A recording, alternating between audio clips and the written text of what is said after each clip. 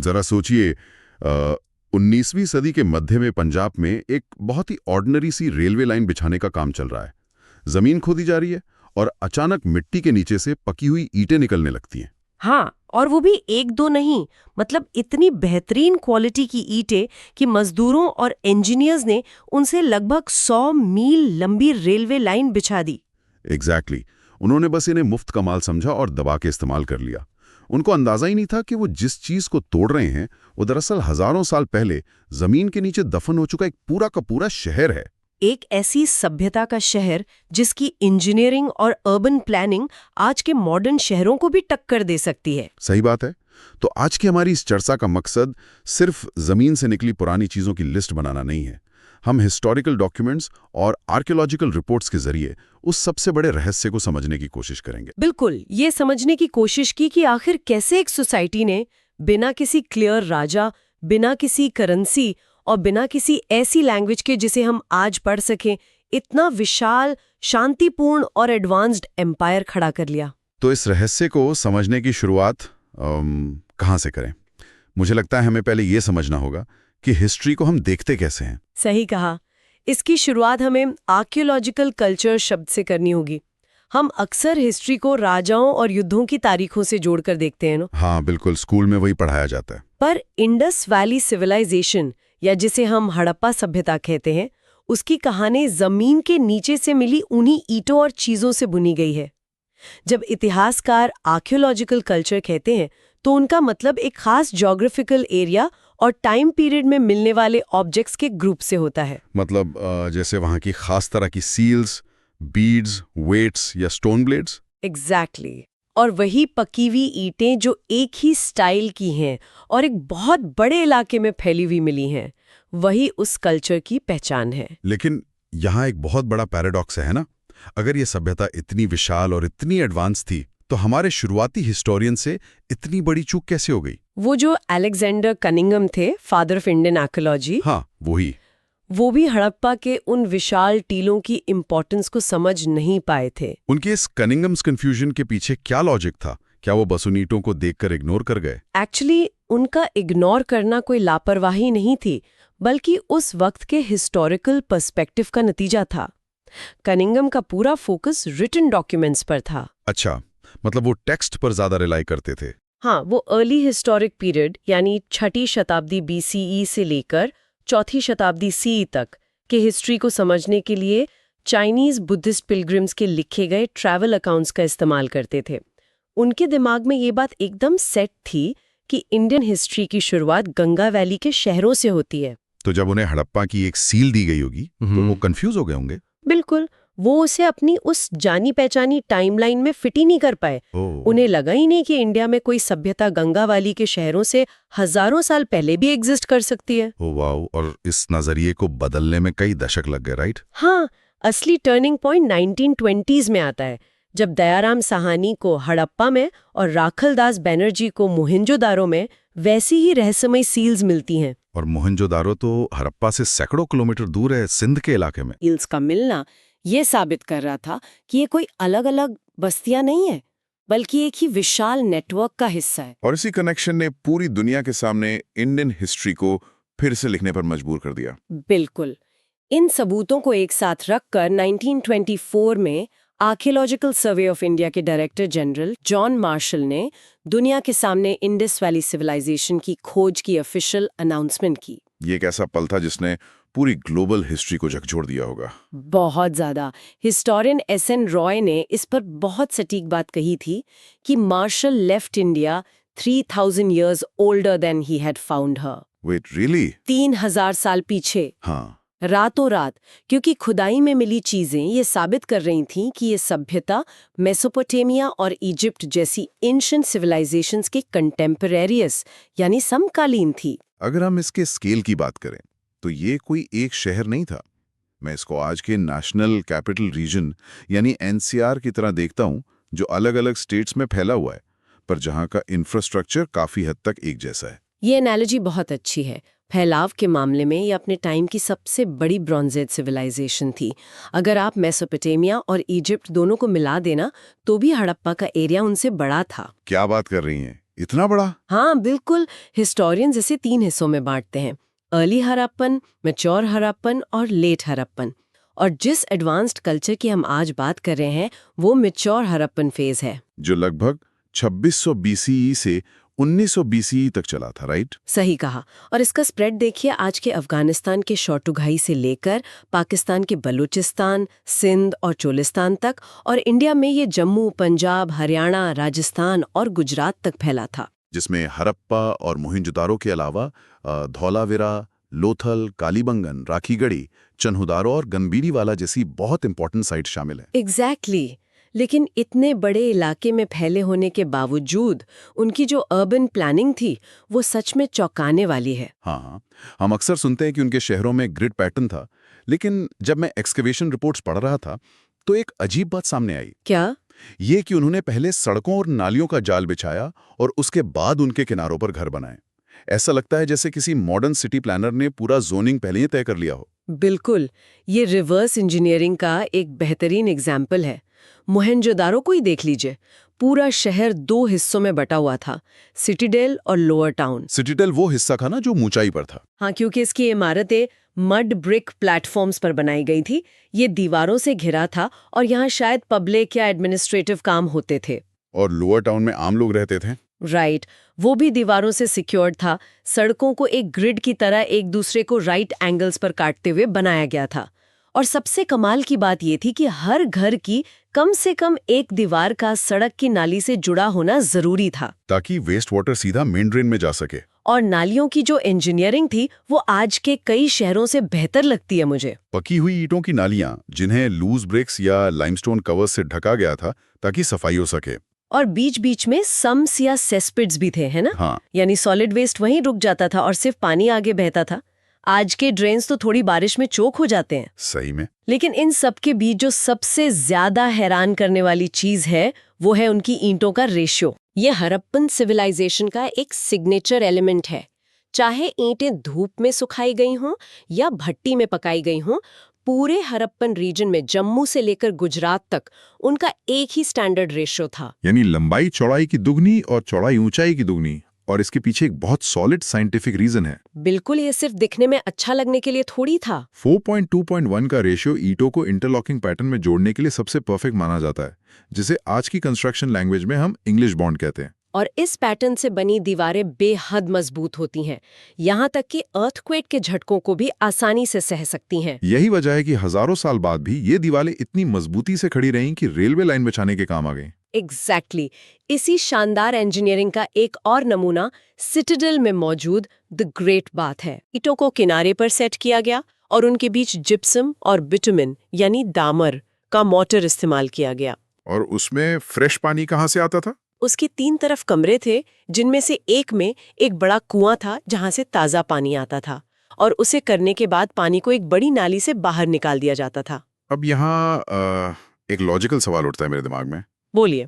Citadel के इन विशाल mud brick platforms को बनाने के लिए या पूरे शहर में पकी हुई ईंटें लगाने के लिए लाखों मजदूरों ने महीनों तक काम किया होगा। इतने बड़े स्केल पर लेबर को आप सिर्फ ईंटों में तो पेमेंट नहीं कर सकते, उनको खाना चाहिए। सही पॉइंट है। तो एक सेमी एरिड इलाके में जहां बारिश कम होती है, वहां इतना सरप्लस फूड कैसे पैदा हो रहा था जो पूरे शहर और लेबर फोर्स का पेट भर सके? इस सवाल का जवाब हमें आर्कियोबोटानी से मिलता है। खुदाई में मिले जले हुए अनाज यानी चार्ड ग्रेन्स और बीजों से पता चलता है कि उनकी एग्रीकल्चर बहुत डायनामिक थी। मतलब वो क्या क्या उगाते थे? वो गेहूं, जौ यानी बाले, दालें, सफेद चना और तिल उगाते थे। गुजरात के इलाकों में बाजरे के दाने मिले हैं, और हड़प्पा दुनिया की उन पहली सभ्यताओं में से था जहां कपास यानी कॉटन उगाया जाता था। ओह, कॉटन भी। और डोमेस्टिक एनिमल्स का क्या रोल था? उनकी एक मजबूत पास्टोरल इकोनॉमी भी थी। भेड़, बकरी, भैंस और सूअर की हड्डियां बताती हैं कि जानवरों को बड़े पैमाने पर पाला जाता था। लेकिन खेती के लिए पानी का मैनेजमेंट कैसे होता था? बिना अच्छी सिंचाई के इतना सरप्लस अनाज पैदा करना नामुमकिन है। बिल्कुल, उन्होंने पानी के मैनेजमेंट के लिए बेहतरीन इंफ्रास्ट्रक्चर तैयार किया था। अफगानिस्तान के शोटुगाई में नहरों यानी कैनाल्स के सबूत मिले हैं। और कुओं का पानी भी तो यूज होता होगा। हाँ, कुओं के पानी का इस्तेमाल इरिगेशन के लिए बड़े पैमाने पर होता था। सबसे शानदार एग्जाम्पल गुजरात के धौलावीरा का है, जहां पत्थर से बने विशाल वाटर रिजर्वॉयर्स मिले हैं। वहां तो शायद कोई बारामासी नदी भी नहीं थी, है ना? नहीं थी।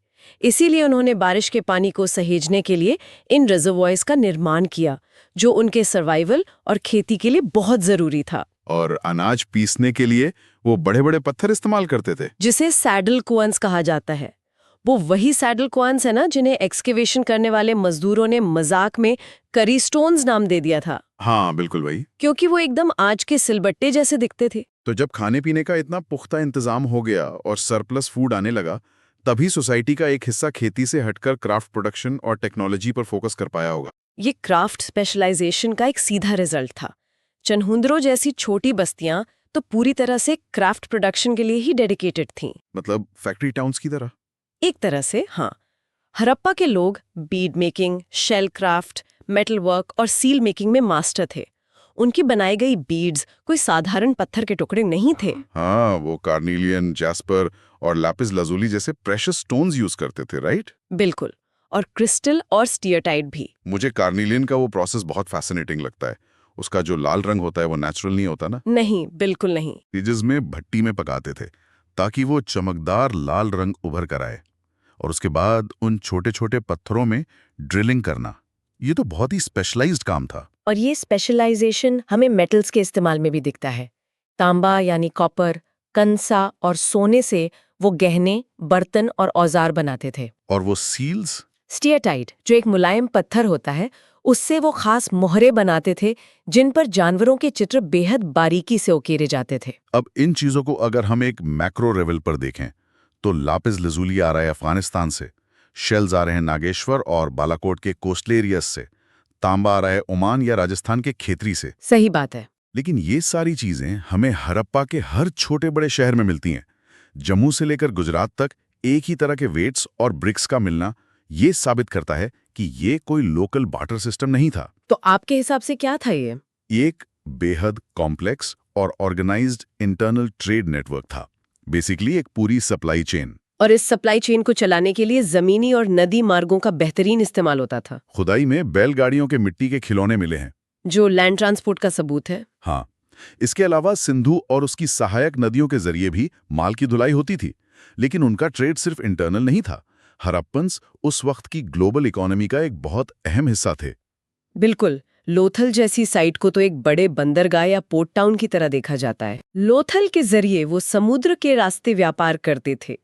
इसका सबसे बड़ा सबूत मेसोपोटामिया, जो आज का इराक है, वहां के साइट्स पर हड़प्पन सील्स, बीड्स और वेट्स का मिलना है। और मेसोपोटामियन टेक्स्ट में उन्होंने किसी जगह का जिक्र किया है ना, मेलुहा। हाँ, मेलुहा, जिसे उन्होंने नाविकों का देश यानी लैंड ऑफ सीफेयरर्स कहा है।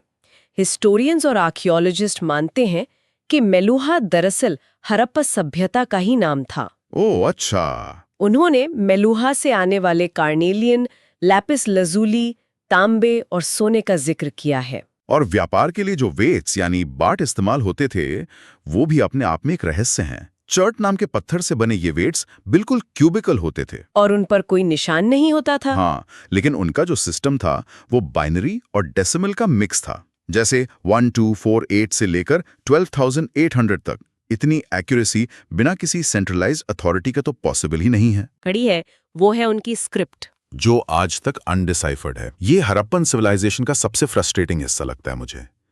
इमेजिन कीजिए कि आप किसी हाईवे पर गाड़ी चला रहे हैं और आपको एक साइन बोर्ड दिखता है जिस पर एक बिस्तर, एक कांटा चम्मच और एक पेट्रोल पंप बना है। हाँ, और आपको वहां की भाषा नहीं आती। फिर भी आप समझ जाते हैं कि आगे एक रेस्ट स्टॉप है। हड़प्पन सील्स को देखना भी कुछ ऐसा ही है।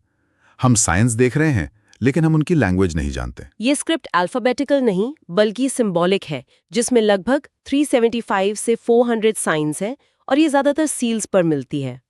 इनको पढ़ने का डायरेक्शन क्या था? कुछ सील्स को देखकर लगता है कि उन्हें दाएं से बाएं होर यानी राइट टू लेफ्ट लिखा गया था, क्योंकि दाईं और साइंस के बीच गैप ज्यादा है और बाईं और आते आते वो सिकुड़ गए हैं, जैसे लिखते वक्त जगह कम पड़ गई हो। और इसे डिसाइफर करने की सबसे बड़ी मुश्किल ये है कि हमारे पास कोई बाइलिंगुअल टेक्स्ट नहीं है, राइट? एग्जैक्टली। जैसे इजिप्ट की लिपि को समझने के लिए वो रोजेटा स्टोन मिल गया था, जिसमें एक ही मैसेज 3 अलग-अलग लैंग्वेजेस में लिखा था। जिससे पुरानी लैंग्वेज को डिकोड कर लिया गया। पर हड़प्पा के मामले में ऐसा कोई पत्थर या डॉक्यूमेंट नहीं मिला है। तो जब तक ऐसा कोई बाइलिंगुअल टेक्स्ट नहीं मिलता, ये स्क्रिप्ट एक रहस्य ही रहेगी। सील्स पर ज्यादातर जानवरों के चित्र और कुछ छोटे इंस्क्रिप्शंस होते थे। शायद वो मालिक का नाम या उसका स्टेटस बताने के लिए होता था। हाँ, और जानवर का चित्र उन लोगों के लिए था जो पढ़ नहीं सकते थे, ताकि वो सील की इम्पोर्टेंस समझ सकें। महल और व्यापार से हटकर अगर हम उनके डेली लाइफ और सोसाइटी की बात करें, तो उनके घर भी बहुत कुछ बताते हैं। मोहनजोदारो के लोअर टाउन में जो कोर्टयार्ड हाउसेस मिले हैं, उनमें प्राइवेसी को लेकर एक अजीब सा ऑब्सेशन दिखता है। वो कैसे? ग्राउंड फ्लोर की दीवारों में कोई विंडोज ही नहीं थी। ओह हाँ, उनका आर्किटेक्चर प्राइवेसी को सेंटर में रखकर डिजाइन किया गया था। घर के मेन गेट से आंगन या अंदर के कमरों का सीधा व्यू कभी नहीं दिखता था। और हर घर के बीच में एक आंगन होता था, जो शायद गर्म और शुष्क मौसम में खाना पकाने या कताई जैसे कामों का सेंटर होता था। और हाइजीन का लेवल तो बेमिसाल था उनका। हर घर में अपना एक बाथरूम था ना, पक्की ईंटों का। बिल्कुल, जो सड़क की नालियों से जुड़ा था। कई घरों में कुएं थे जिन्हें इस तरह बनाया गया था कि बाहर से आने वाला कोई राहगीर भी पानी पी सके। मैंने कहीं पढ़ा था कि अकेले मोहनजोदारो में लगभग 700 कुएं थे। सही पढ़ा था आपने। अब यहाँ एक बड़ा डिबेट आता है। अगर ये सोसाइटी इतनी वेल मैनेज्ड और ऑर्गेनाइज थी, तो क्या यहाँ वायलेंस नहीं था? एएसआई के farmer director general REM wheeler की वो मैसेकर वाली थ्योरी एक टाइम पे बहुत फेमस हुई थी। हाँ, उन्होंने मोहनजोदारो की गलियों में मिले कुछ कंकालों को देखकर दावा किया था कि आर्यंस ने अटैक करके हड़प्पा के लोगों का कत्लेआम किया। ये थ्योरी 1947 में आई थी। उन्होंने शायद ऋग्वेदा के देवता इंद्र का रेफरेंस लिया था ना, जिन्हें पुरंदर यानी किलों को नष्ट करने वाला कहा गया है। सही कहा। उन्होंने इन स्केलेटन्स को एक बड़े युद्ध का सबूत मान लिया था। लेकिन फिर 1960s में जॉर्ज डेल्स नाम के एक आर्कियोलॉजिस्ट ने आकर इस थियोरी को पूरी तरह से पलट दिया। उन्होंने स्ट्रैटिग्राफी का इस्तेमाल किया। इसे थोड़ा सिंपल टर्म्स में समझाएंगे? बिल्कुल। इसे ऐसे समझे कि जमीन की जो लेयर्स होती हैं वो एक केक की तरह होती हैं।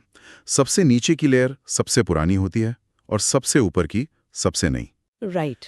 डेल्स ने बताया कि व्हीलर को जो स्केलेटन्स मिले थे वो जमीन की अलग अलग लेयर्स से थे। यानी अगर कुछ कंकाल लेयर 2 में मिले और कुछ लेयर 5 में, तो इसका मतलब है कि वो लोग एक ही टाइम में नहीं मरे। उनके बीच सैकड़ों सालों का डिफरेंस हो सकता है। एग्जैक्टली। ये कोई एक युद्ध या मास मैसेकर नहीं था। डेल्स का एनालिसिस एकदम सटीक था। वहां कोई ऐसे भारी हथियार, जली हुई इमारतें या तबाही के निशान नहीं मिले जो किसी बड़े अटैक की तरफ इशारा करते हों। ये सोसाइटी काफी हद तक शांतिपूर्ण नजर आती है। लेकिन जहां सोसाइटी पीसफुल हो, वहां धर्म और आस्था का क्या रूप था? हमारे पास कोई क्लियर टेम्पल्स या बड़े रिलीजियस साइट्स तो है नहीं, तो हिस्टोरियंस उनके रिलीजन और बिलीफ सिस्टम को कैसे समझते? वही ना, जब रिटन रिकॉर्ड्स नहीं होते तो रिलीजन का स्टडी काफी हद तक स्पेक्युलेटिव हो जाता है। आर्कियोलॉजिस्ट को जब कोई अजीब या नई चीज मिलती है तो वो अक्सर उसे रिलीजियस मीनिंग दे देते हैं। जैसे वो मिट्टी की स्टैच्यूज? हाँ, भारी आभूषणों से लदी मिट्टी की फीमेल फिगरिन्स को मदर गॉडेस यानी मातृदेवी मान लिया गया। और एक बहुत ही फेमस सील मिली है जिस पर एक मेल फिगर योगा की मुद्रा में बैठा है और उसके चारों ओर जानवर हैं, राइट? बिल्कुल। उसे स्कॉलर्स ने पशुपति या प्रोटो शिवा का नाम दे दिया। और द ग्रेट बाथ को भी तो एक रिचुअल बेथिंग या धार्मिक अनुष्ठान से जोड़कर देखा जाता है, क्योंकि पानी से प्यूरिफिकेशन की ट्रेडिशन इंडिया में आज भी डीपली रूटेड है। यहीं पर हिस्टोरियंस को बहुत संभल कर चलना पड़ता है। हम आज की प्रैक्टिसेस के बेसिस पर पास्ट को समझने की कोशिश कर रहे हैं, जो शायद किसी हवन या रिचुअल के लिए होंगे शायद। और कुछ छोटे पत्थर के कोन्स मिले हैं। कुछ स्कॉलर्स ने उन्हें लिंगास माना, जबकि ऑर्नेस्ट मकाय का मानना था कि वो शायद किसी बोर्ड गेम के मोहरे रहे होंगे, यानी गेम्समैन। ये तो बहुत अलग इंटरप्रिटेशंस हैं। कुछ और भी बिलीफ्स थे उनके? कुछ का ये भी मानना है कि सोसाइटी में शैमन्स का इन्फ्लुएंस रहा होगा, वो लोग जो जादुई और हीलिंग पावर्स का क्लेम करते हैं। अब आते हैं उस सवाल पर जो इस पूरी चर्चा का सबसे बड़ा रहस्य है, पॉलिटिकल ऑर्गेनाइजेशन। हमारे पास एक ही साइज की ईंटें हैं, एक जैसे वेट्स हैं, बेहतरीन नालियां हैं और सिटाडेल जैसे विशाल प्लेटफॉर्म्स हैं, जिन्हें बनाने के लिए लाखों मजदूरों को मोबिलाइज किया गया। सही बात है, इतना बड़ा सिस्टम खुद तो नहीं चलेगा। एग्जैक्टली। इन सब कॉम्प्लेक्स डिसीजंस को लेने और स्ट्रिक्टली इंप्लीमेंट करने के लिए कोई तो अथॉरिटी ही होगी। लेकिन हमें कोई महल या राजा का मुकुट क्यों नहीं मिलता? देखिए, मोहनजोदारो में एक बहुत बड़ी इमारत जरूर मिली जिसे पैलेस कहा गया, लेकिन वहां कोई रॉयल सामान नहीं मिला। राजा या आर्मी का कोई क्लियर सबूत नहीं है। इसी वजह से स्कॉलर्स में भारी डिबेट है। तो क्या थ्योरीज है इस बारे में? कुछ का मानना है कि ये एक इगैलिटेरियन सोसाइटी थी जहां कोई राजा नहीं था और सबकी स्टेटस इक्वल थी। कुछ कहते हैं कि यहाँ एक नहीं बल्कि कई शासक थे, मोहनजोदारो का अलग, हड़प्पा का अलग। लेकिन एक सेकंड, अगर अलग-अलग शासक होते तो जम्मू से गुजरात तक ईंटों का रेशियो 4.2.1 कैसे हो सकता था? वेट्स एकदम आइडेंटिकल कैसे हो सकते थे? सही पकड़ा आपने। ये तो तभी पॉसिबल है जब पूरा इलाका एक ही पॉलिटिकल या एडमिनिस्ट्रेटिव सिस्टम के अंडर काम कर रहा हो। हिस्ट्री में यही थ्योरी सबसे ज्यादा लॉजिकल मानी जाती है कि ये एक ही सिंगल स्टेट था। उनके आर्टिफैक्ट्स की हेविली यूनिफॉर्मिटी, सेटलमेंट्स की प्लानिंग और रॉ मटेरियल्स के पास नई बस्तियां बसाने की स्ट्रैटेजी, ये सब एक सेंट्रलाइज्ड अथॉरिटी के बिना इम्पॉसिबल है। तो वो अथॉरिटी कौन थी? शायद वो अथॉरिटी कोई एक राजा नहीं बल्कि मर्चेंट्स या प्रीस्ट का कोई ग्रुप रहा हो, जिसे हम ओलिगार्की कहते हैं। लेकिन हर महान कहानी का एक अंत होता है। इतनी शानदार और वेल प्लान्ड सिविलाइजेशन आखिर लुप्त कैसे हो गई? 1900 BC के आसपास ये मैच्योर हड़प्पन कल्चर बिखरने लगा। बड़े शहरों को धीरे धीरे छोड़ दिया गया। तो लोग कहाँ गए? लोग नई और छोटी बस्तियों की ओर जाने लगे, जहां उनकी लाइफ ज्यादा रूरल हो गई। ईंटों का स्टैंडर्ड साइज, सील्स, बीड्स और वो बेहतरीन ड्रेनेज सिस्टम सब गायब होने लगे। क्या ये किसी एक नेचुरल डिजास्टर जैसे किसी बड़ी बाढ़ या भूकंप का नतीजा था? मॉडर्न आर्कियोलॉजिस्ट्स मानते हैं कि किसी एक वजह से इतनी बड़ी सभ्यता रातों रात खत्म नहीं हो सकती। ये ग्रेजुअल डिक्लाइन था। तो क्या रीजंस हो सकते हैं? इसके पीछे क्लाइमेट चेंज, नदियों का सूखना या अपना रास्ता बदल लेना और डिफॉरेस्टेशन या इकोलॉजिकल स्ट्रेस जैसे कई फैक्टर्स थे। जब खेती से सरप्लस फूड आना बंद हो गया तो शहरों को सपोर्ट करने वाला पूरा इकोनॉमिक सिस्टम ढहका गया होगा। बिल्कुल। और फाइनली वो अथॉरिटी टूट गई जो इस पूरे सिस्टम को बांधी हुए थी। धीरे धीरे लोग उस प्लान लाइफस्टाइल को भूल गए। इस पूरे सभ्यता का सफर हमें यह सोचने पर मजबूर करता है कि हम हिस्ट्री को कैसे इंटरप्रेट करते हैं। जरा सोचिए, अगर आज हमारी मॉडर्न सिविलाइजेशन अचानक किसी बड़े इकोलॉजिकल स्ट्रेस या डिजास्टर से लुप्त हो जाए। हाँ, और हजारों साल बाद कुछ नए आर्कियोलॉजिस्ट आए और जब वो जमीन खोदेंगे और उन्हें हमारे आज के ऑर्डिनरी